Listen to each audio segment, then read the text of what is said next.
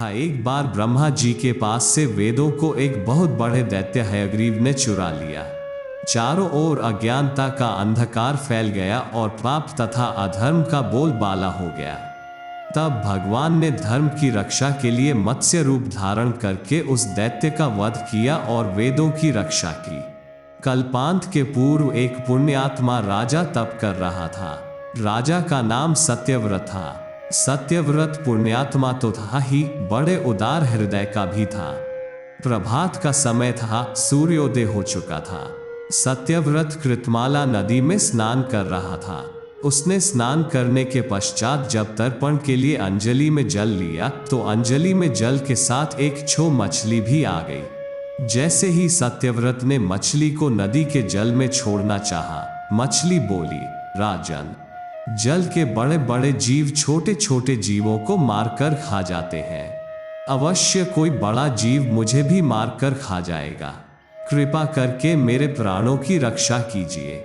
सत्यव्रत के हृदय में दया उत्पन्न हो उठी। उसने मछली को जल से भरे हुए अपने कमंडलू में डाल लिया। एक रात में मछली का शरीर इतना बढ़ गया कि कमंडलू उसके रहने के लिए छोटा पड़ने लगा। इसी तरह राजा जिस भी पात्र में उस मछली को रखते वही छोटा हो जाता और मछली का आकार बढ़ता जाता।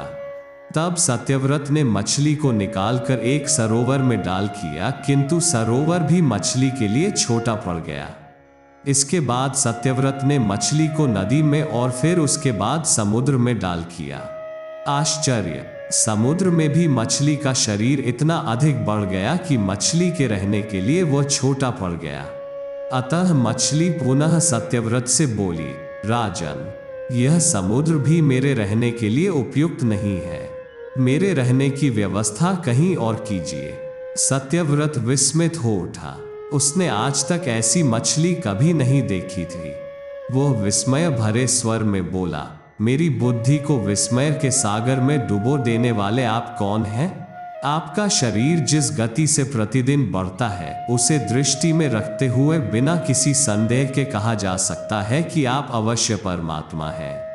यदि यह बात सत्य है तो कृपा करके बताइए कि आपने मत्स्य का रूप क्यों धारण किया है?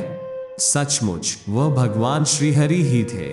मत्स्य रूपधारी श्रीहरि ने उत्तर दिया, राजन, एक दैत्य ने वेदों को चुरा लिया है।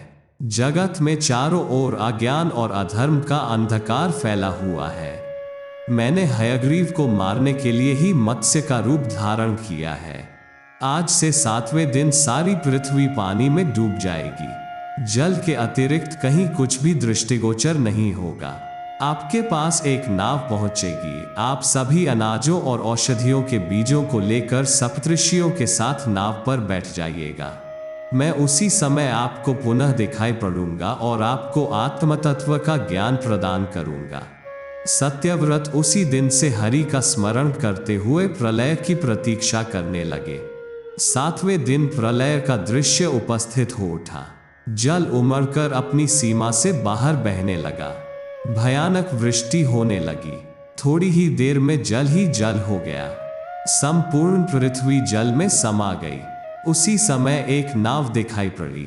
सत्यव्रत सप्तऋषियों के साथ उस नाव पर बैठ गए। उन्होंने नाव के ऊपर संपूर्ण अनाजों और औषधियों के बीज भी भर लिए। नाव प्रलय के सागर में तैरने लगी। प्रलय के उस सागर में उस नाव के अतिरिक्त कहीं भी कुछ भी नहीं दिखाई दे रहा था। सहसा मत्स्य रूपी भगवान प्रलय के सागर में दिखाई पड़े।